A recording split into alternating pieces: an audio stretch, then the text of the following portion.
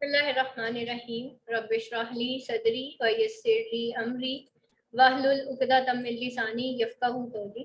यहाँ पे देखें बेटा, प्लॉट समरी है थिंग्स फॉल अपार्ट। ठीक है, यहाँ पे देखें the bulk of novel takes place in Umuofia, a cluster of 9 village on the lower Niger. अच्छा, यहाँ पे देखिए नाइजीरिया जो है उसके ऊपर जो है ये बना हुआ है। और सबसे पहले बेटा थिंग्स फॉल अपार्ट। ठीक है, what is basically things fall apart.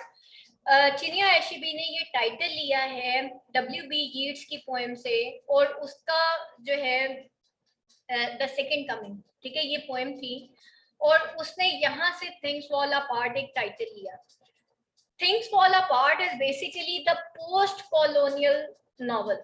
What is the post colonial novel? सबसे पहले ये समझें कि पोस्ट कॉलोनियल नॉवल इसको क्यों कहा जाता है। अच्छा, पोस्ट कॉलोनियल नॉवल बेसिकली क्या होता है? जो पोस्ट का मतलब होता है आफ्टर, बाद में आने वाला। किसके? कॉलोनियलिज्म। कॉलोनियल नॉवेल्स के बाद जो है, जैसे मॉडर्निज्म के बाद पोस्ट मॉडर्निज्म है ना, इसी तरीके से कॉलोनियलिज्म के बाद post colonialism. What is the difference between the colonialism and the post colonialism? Colonialism में जो एक ब्रूटैलिटी है, क्रुएलिटी है, जो इंपीरियलिज्म की, कॉलोनाइजेशन की, उसको एक्सपोज किया गया है कि क्या मतलब एक यूरोसेंट्रिक व्यू पॉइंट से या यूरोपियन व्यू पॉइंट से उन नॉवेल्स को डिस्क्राइब किया गया। For example, heart of darkness is a colonial novel. ठीक है, वो कॉलोनियलिज्म जो एरा है एक इंग्लिश लिटरेचर का, उससे ताल्लुक रखता है। और उसके अंदर दिखाया गया है कि ब्रिटिशर्स ने थर्ड वर्ल्ड कंट्री के साथ क्या किया था, वो किस तरह से गए थे और उनकी ग्रीड किस हद तक पहुंच गई। ठीक है, लेकिन what is the post colonial novel? Post colonial novel जो है कॉलोनियल नॉवेल्स के जवाब में लिखे गए। ठीक है, ये जो अब आप थिंग्स फॉल अपार्ट पढ़ रहे हैं, things fall apart is the answer of the heart of darkness. ठीक है, सीनियर एचईबी जो है उसका ये कहना था कि जोसेफ कॉनराड जो है ही इज अ रेसिस्ट।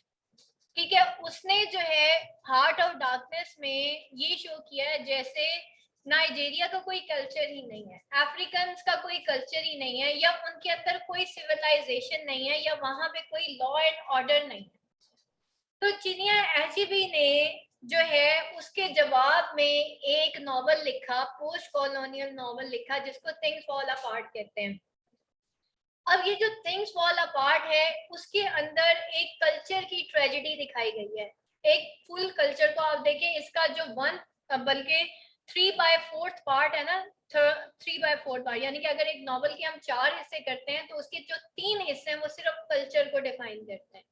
उसने बताया हमारे कुछ नॉर्म्स थे, हमारे कुछ ट्रेडिशंस थे, हमारे कुछ आबाओ अजदाद थे, उनकी कोई सोच थी। लेकिन जब ये ब्रिटिशर्स आए, जब ये इंग्लिश मैन आए, ये वाइट मैन आए हमारे यहाँ पे, तो actually they put a knife on the thing जिसने हमें बाउंड किया हुआ था।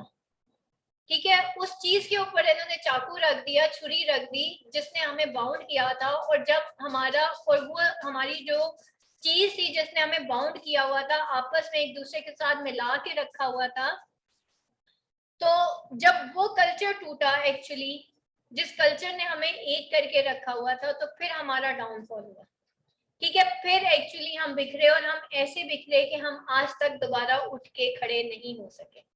तो ये चिनिया एचबी ने जो मेन जो है बताया अपने नॉवल के थ्रू, थिंग्स फॉल अपार्ट के थ्रू, उसने बताया कि हम कोई भूखे नंगे प्यासे या इस तरह के नहीं थे, कि हमारे अंदर सिविलाइजेशन थी ही नहीं, बल्कि तुम्हारे जो ताजिर आए थे, तुम्हारे क्रिश्चियन मिशनरीज आए थे, तुम लोगों ने अदालतें बनाई थी हमारे यहाँ पे आके। एक्चुअली इन्होंने, ब्रिटिशर्स ने वहां जाके पहले तो ऑब्वियसली ब्रसल कंपनी तो वहां पे गई सो गई, जो कि सिविलाइजेशन के नाम पे गई थी, लेकिन वो बेसिकली आए क्यों थे? For the Ivory, for the sake of Ivory. But वो ग्रीड में इस हद तक चले गए कि उनके पीछे पीछे फिर क्रिश्चियन मिशनरीज आए, इन्होंने अपनी अदालतें भी बनाई और अपनी जो है वो इंक्विजिशंस भी बनाई। ठीक है, अपने अपनी वो अदालतें बनाई जो कि रिलीजियस, तो इनके कुछ ऐसे मिशनरीज आए जो कि रिजिड भी थे और ऐसे मिशनरीज आए जो कि थोड़े नर्म मिजाज भी थे। तो बेसिकली क्या हुआ कि आधे लोग जो है वो ईसाई हो गए और आधे लोग पुराने कल्चर के, कुछ लोग ईसाइयों से बहुत ज्यादा जो है क्रिश्चियन से जो है वो एक तरह से इंस्पायर हो गए और उन्होंने जो है क्रिश्चियनिटी को एक्सेप्ट कर लिया और वो कन्वर्ट हो गए इनटू क्रिश्चियनिटी। तो इस तरह क्या हुआ कि बाप बेटे के खिलाफ हो गया, एक ही घर में एक क्रिश्चियन और एक जो है अफ्रीकन रहता था।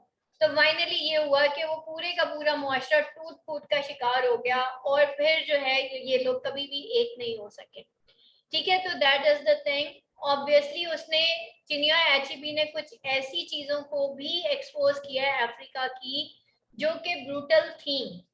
जैसे फॉर एग्जांपल अभी हम कुछ कस्टम्स के बारे में पढ़ेंगे और फिर उसने दिखाया कि उन लोगों के फियर्स कैसे थे, ठीक है, उन लोगों की ट्रेडिशंस कैसी थी। अच्छा, अगर जो मेन कैरेक्टर है जो कि ओकोन्को है, अगर उसका डाउनफॉल हुआ तो उसकी एक्चुअली सोच कैसी थी और वो सोच क्यों ऐसी थी। ठीक है, तो उसने एक डोमेस्टिक सोच को through the character of Okonkwo और एक domestic culture through the character of Okonkwo वो पोर्ट्रे किया है। और एक्चुअली ओकोन्को की ट्रेजेडी या ओकोन्को का जो फॉल उसने इस पूरी कहानी के अंदर दिखाया है वो actually fall of whole society को शो करता है। ओकोन्को का एंड पे जाके सुसाइड कर लेना वो एक्चुअली इस चीज को शो करता है कि उस वक्त का जो कल्चर है आखिरकार वो फांसी लटक गया। ठीक है, और फिर उस कल्चर की तरफ किसी ने मुड़ के नहीं देखा क्योंकि वो एक ऐसे घने गांव जंगल में जाके अपने आप को फांसी लटकाता है कि जिसको इवल समझा जाता है और उसको फिर कोई दफनाता भी नहीं है, यानी कि दैट इज नॉट एक्सेप्टेबल। तो वो कल्चर इस तरह से अंग्रेजों ने तबाह किया कि उसको हर किसी ने फिर बुरी आंख से देखना शुरू किया। And same is the case with the sub continent. ठीक है, हम लोग भी इसी तरह के ही हैं, हमें इस तरह से पोर्ट्रे किया गया, इस्लामोफोबिया ऐसे क्रिएट किया गया पूरी दुनिया में कि नॉन मुस्लिम्स तो क्या, मुस्लिम्स भी अपने कल्चर से नफरत करने लग गए और मुसलमानों को पता ही नहीं चला कि हमारा कल्चर क्या था। ठीक है, और उनको ऐसा अंग्रेज की चाल पे चलाया गया कि फिर वो ना तीतर रहे और ना बटेर रहे। तो किसी भी कौम को जो है अगर गुलाम करना है ना तो आप उनका नजरिया दफन करते हैं, आप उनका अकीदा दफन करते हैं, आप उनका कल्चर दफन कर दे, कौम आपके कदमों में होगी। मेरा बेटा अभी ISSB के ना उसने ना अभी इंटरव्यू दिया उसने इनिशियल ना, तो कहता मामा उन्होंने मुझसे पूछा हाथ में यूं पेन रख के कि व्हाट इज दिस, तो ही सेड कि दिस इज अ पेन। उन्होंने कहा कि tell me the 5 benefits of this pen. ठीक है, तो मेरा बेटा एकदम चुप हो गया, वो घर आया मेरे पास, मुझे कहता मामा मुझसे अब हम सिर्फ पेन से राइट कर सकते हैं, इसके अलावा हम क्या कर सकते हैं। मैंने कहा बेटा ये जो कलम है ना, आपने ये पढ़ा है pen is mightier than sword, ये जो कलम है ना इससे हम कौमें आबाद भी कर सकते हैं और कौमें तबाह भी कर सकते हैं। ठीक है, ये कलम है, ये कोई आम चीज नहीं है।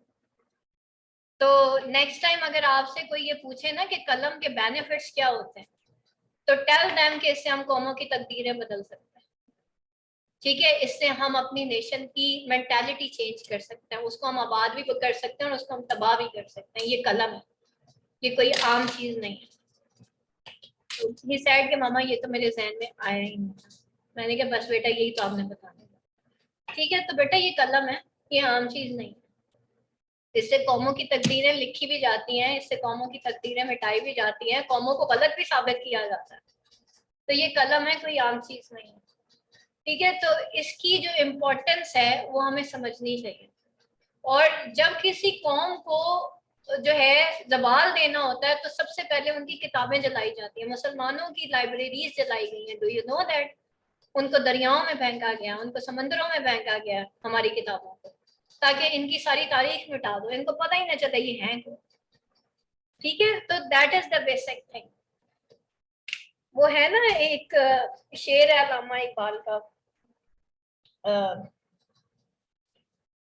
वजूद आद में खाकी से अंजुम सहमे जाते हैं, वजूद आद में खाकी से अंजुम सहमे जाते हैं कि ये टूटा हुआ तारा कहीं माहे कामिल न बन जाए। ठीक है, ये हम जो है ना टूटे हुए तारे हैं, और वजूद आद में खाकी, ठीक है, अंजुम किसे कह रहे हैं? अल्लामा इकबाल अंजुम किसे कह रहे हैं? चमकते हुए तारे, यानी कि ब्रिटिशर्स को कह रहे हैं, वेल डेवलप्ड नेशंस को कह रहे हैं कि वो हमसे डरते हैं।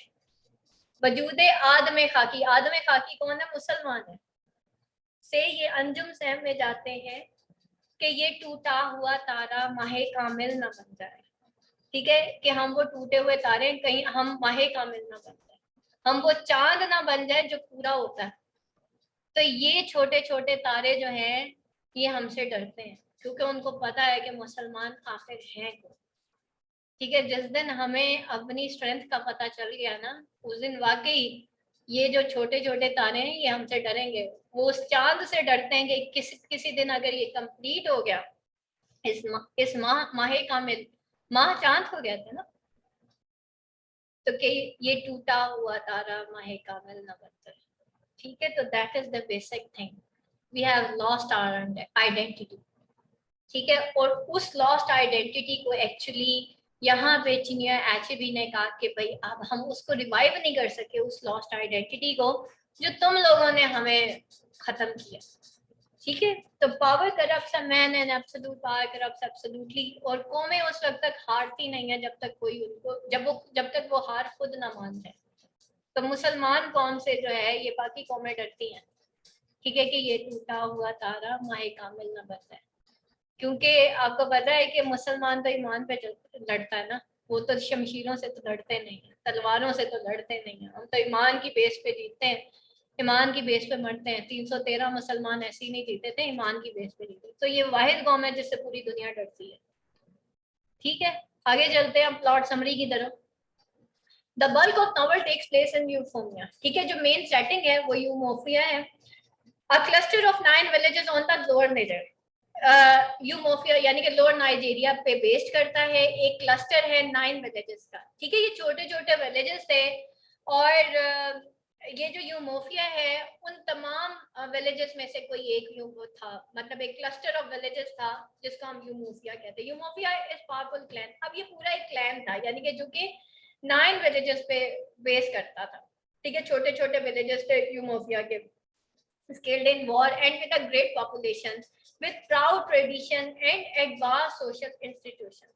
ठीक है, उनकी एक प्राउड ट्रेडिशंस थी उनकी, और एडवांस सोशल इंस्टीट्यूशन थी। Okonkwo has risen from nothing to high position.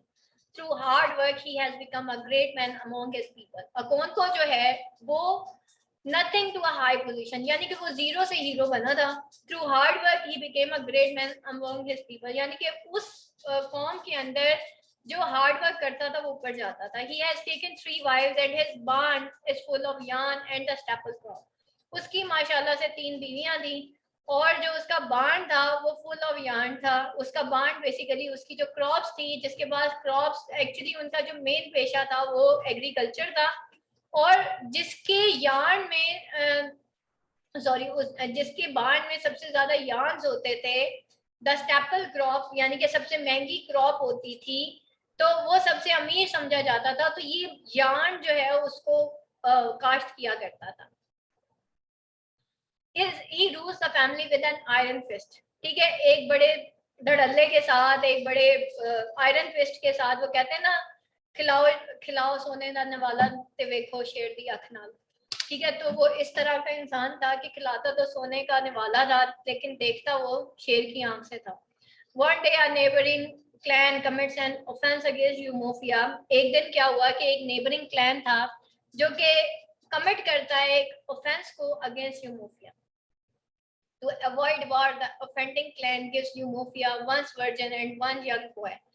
और वो जो है टू अवॉइड वॉर वो अफेंड करता है। मतलब अब क्या होता है कि जो क्लैन, अब ये यूमोफिया के साथ कोई क्लैन होता है, उससे क्या हो जाता है, उनसे एक ऑफेंस हो जाता है अगेंस्ट यूमोफिया।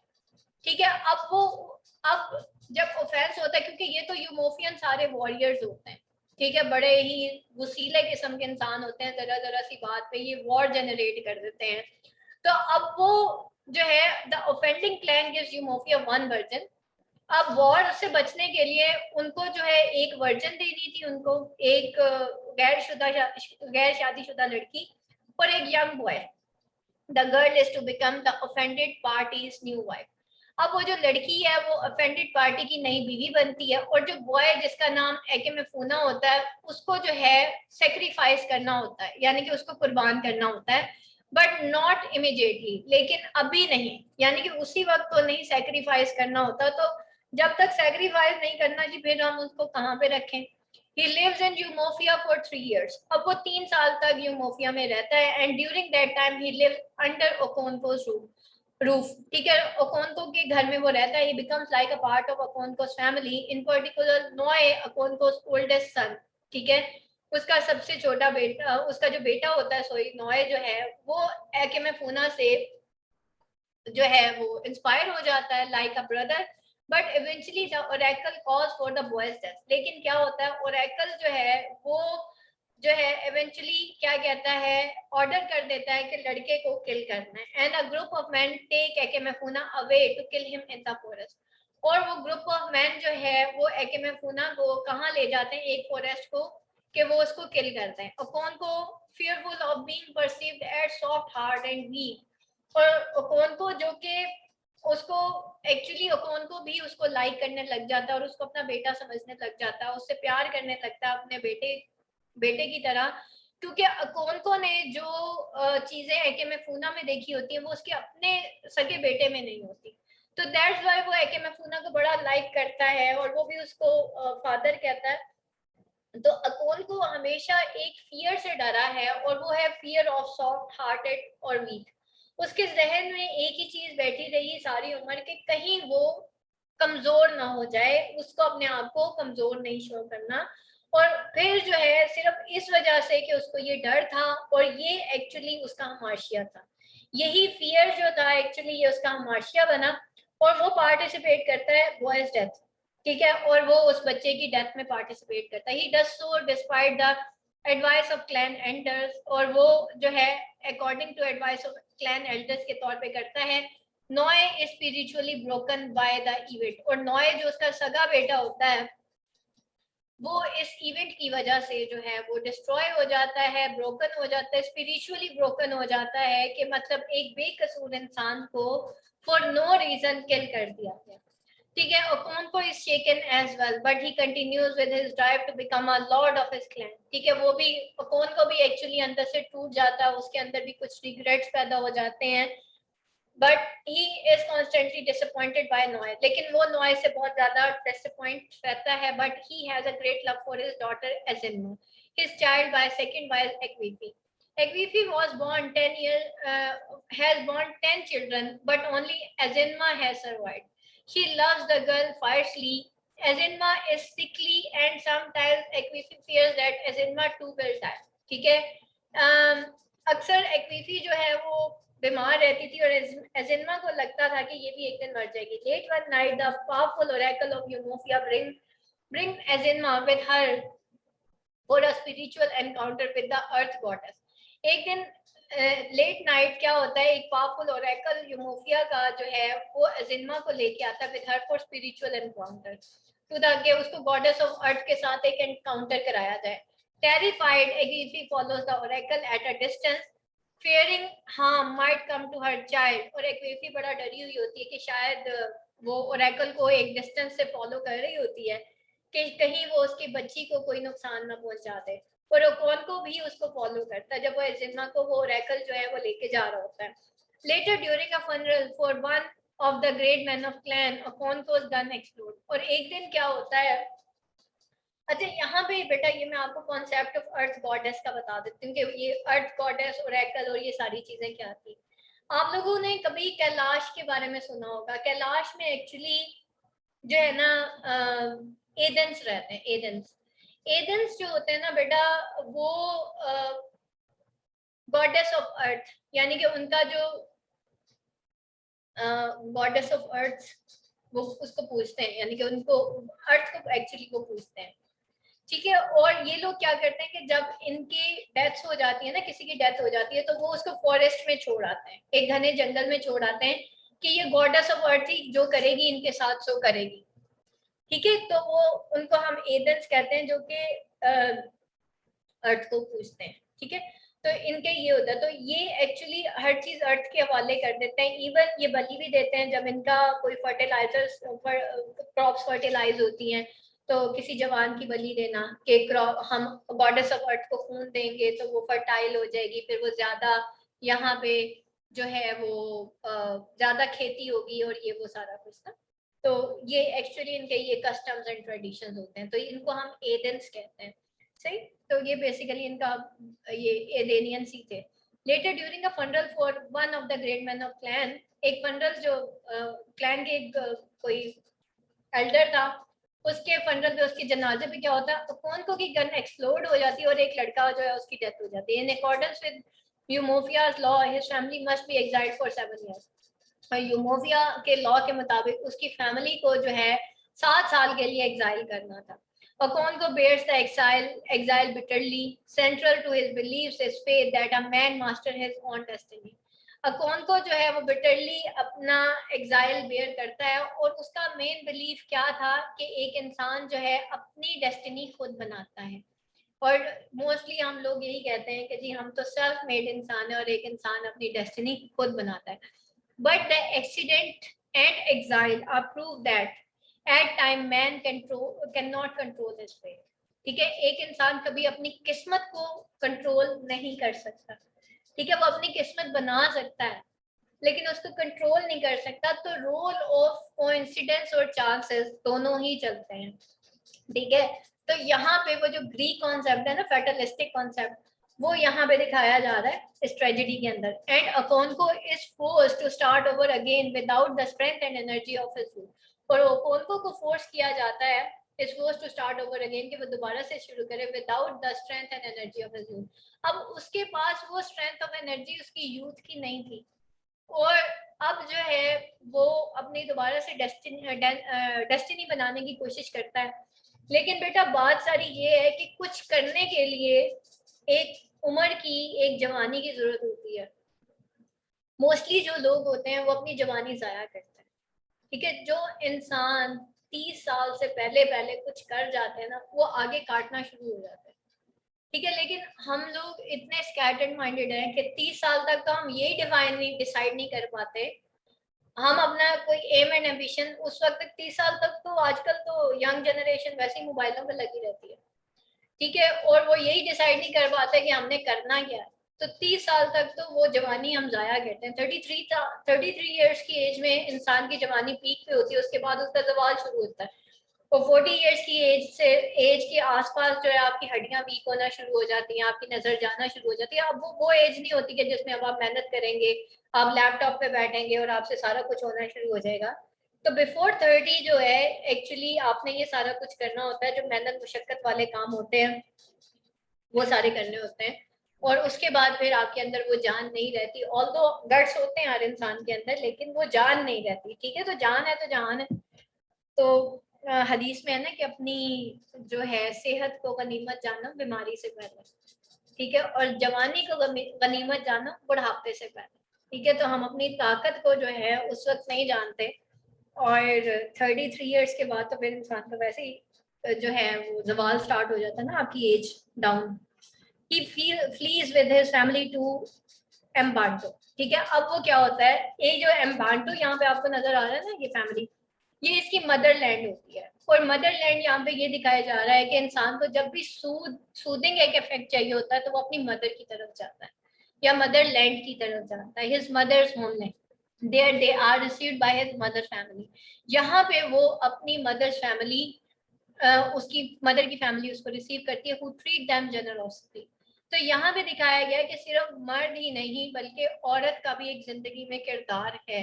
ठीक है, अगर एक मर्द टूटता है तो उसको संभालने वाली पीछे औरत ही होती है। His mother's family is headed by Uchendu, और उसकी जो मदर की फैमिली होती है वो यूशंडो, जो कि अकोनको का मामू होता है। Generous age wise old man, जो कि एक जनरस और वाइज ओल्ड मैन होता है, वो उस फैमिली का elder one होता है। During Okonko's exile, the white man comes to both Umuofia and Mbanta. अब क्या होता है, ओकोंको के एग्जाइल के बाद व्हाइट मैन जो है कहाँ कहाँ आ जाते हैं, वो यूमोफिया और एम्बांटो दोनों जगह पे आ जाते हैं। द मिशनरीज अराइव फर्स्ट, सबसे पहले मिशनरीज आते हैं, प्रीचिंग अ रिलीजन दैट सीम में मैड टू द आइबो पीपल, ठीक है, जो कि आइबो पीपल के लिए बड़े अजीबो गरीब सा होता है। They win converts but generally the converts are man of low rank और आउटकास्ट, ठीक है। अब वो जो है वो बहुत ज्यादा लोग जो है वो कन्वर्ट होना शुरू हो जाते हैं, और वो कन्वर्ट्स कौन होते हैं, वो लो रैंक के होते हैं, या तो लोअर तबका होता है या आउटकास्ट होते हैं, ठीक है। वहां के ऐसे लोग जो कि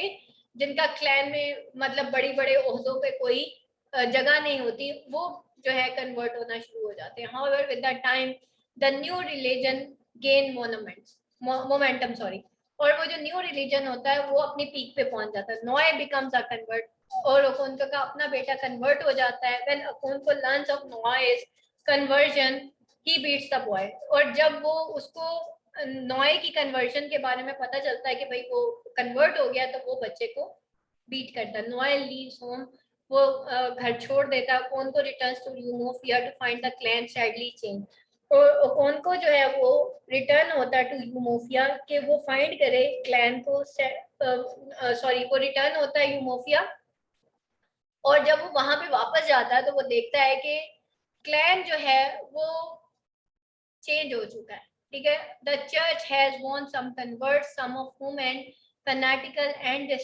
डिसरेस्पेक्टफुल ऑफ क्लैन कस्टम, ठीक है। चर्च जो है बहुत सारे लोगों को कन्वर्ट कर चुका है, और उनमें से बहुत सारे कौन है जो कि क्लैन कस्टम्स को फैनेटिकल और डिसरेस्पेक्टफुल समझते थे, वो लोग एक्चुअली कन्वर्ट हो जाते हैं।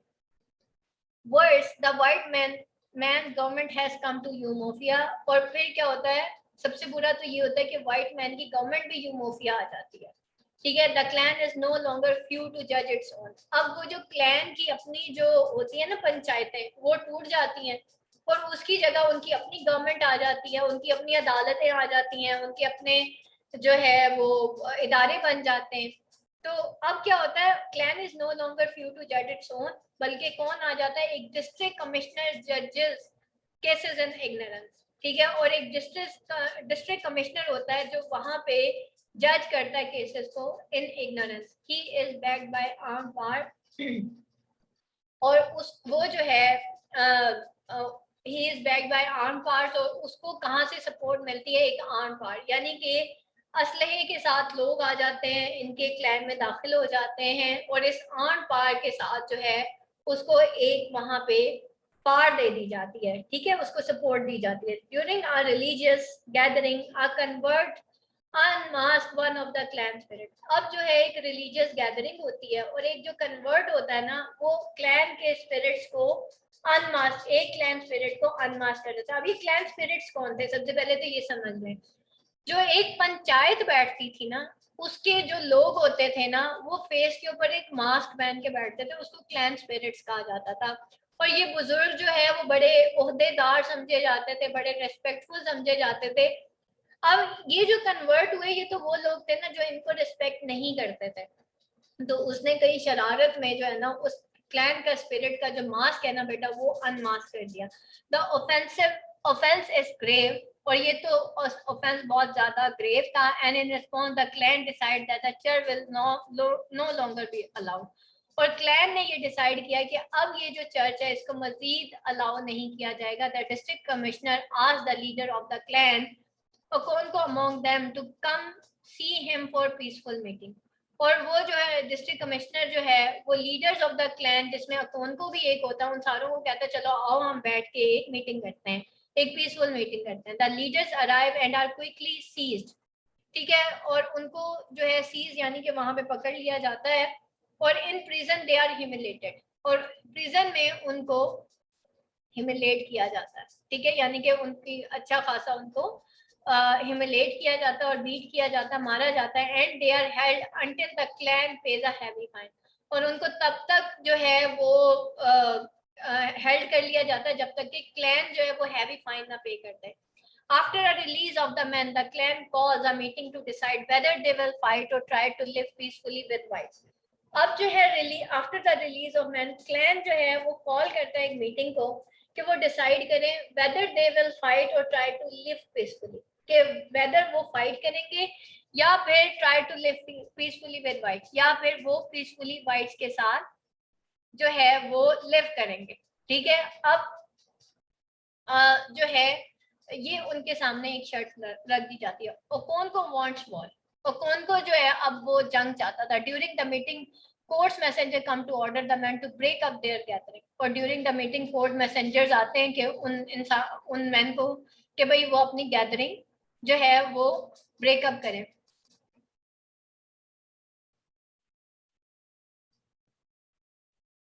ठीक है, अब ये जब मीटिंग करते हैं ना जो क्लैन के लोग होते हैं, तो कि भाई अब इन्होंने वाइट्स के साथ रहना है या वॉर करनी है, और इनमें सिर्फ ओकोन को वाहिद था जो चाहता था कि वॉर हो। ठीक है, और उसी मीटिंग के दौरान जो है कोर्ट मैसेंजर आता है। ठीक है, एक क्रिश्चियन कोर्ट मैसेंजर आता है और वो उनको कहता है कि भाई ये तुम क्यों इकट्ठे बैठे हो, चलो अलग अलग हो जाओ। The clan meetings are the heart of Umuofia's government. अब ये जो क्लैन मीटिंग्स थी वो भी अलाउड नहीं थी, हालांकि ये तो हार्ट ऑफ यूमोफियाज गवर्नमेंट थी। All decisions are reached democratically, और तमाम डिसीजंस जो है वो डेमोक्रेटिकली यहाँ पे हुआ करते थे। And an interference with this institution means the end of the last vestiges of Eumofians independence। और ये जो इंटरफेरेंस हो रही थी, दिस इंस्टीट्यूशन, कौन सी इंस्टीट्यूशन, जो ये जो कोर्ट के मैसेंजर्स आ रहे थे और कोर्ट की तरफ से जो इंटरप्शंस हो रही थी, इसका मतलब क्या था कि ये आखिरी वेस्टेजेस है यूमोफियाज इंडिपेंडेंस, यानी कि अब यूमोफिया इंडिपेंडेंटली अपना कोई फैसला नहीं कर पाएंगे। एंड रेज अकोन को किल्स द कोर्ट मैसेंजर, और अकोन को जो है वो कोर्ट मैसेंजर को किल कर देता है गुस्से में। The other court messenger escape, दूसरा कोर्ट मैसेंजर भाग जाता है। And because the other people of his clan did not seize them, Okonkwo knows that his people will not choose war. और जब बाकी पीपल जो है वो उसको पकड़ नहीं सके, इस वजह से कौन को जो है वो जान जाता है कि भाई ये लोग वॉर नहीं चाहते। ठीक है, act of resistance will not be followed by the others. और अगर इसने एक को मारा तो वो बाकी सारे भी तो उसको पकड़ सकते थे ना, लेकिन उन्होंने उसको नहीं पकड़ा। तो embittered and grieving for the destruction of his people's independence, और वो जो एम्बिटर हो जाता है, ग्रीव हो जाता है कि उसके पीपल की कि उसके जो लोग हैं अब वो इंडिपेंडेंट नहीं है। And fearing the humiliation of dying under white law, और उसको ये ह्यूमिलेशन होती है कि भाई वो वाइट लॉ के अंडर मरना पसंद नहीं करता, क्योंकि उसको पता तो चल जाता है उसको फांसी देनी है। Okonkwo returns home and hangs himself, Okonkwo जो है वो घर चला जाता है और वो अपने आप को हैंग कर देता है। ठीक है, तो इस तरीके से ये जो अकोन को है उसकी ट्रेजेडी होती है।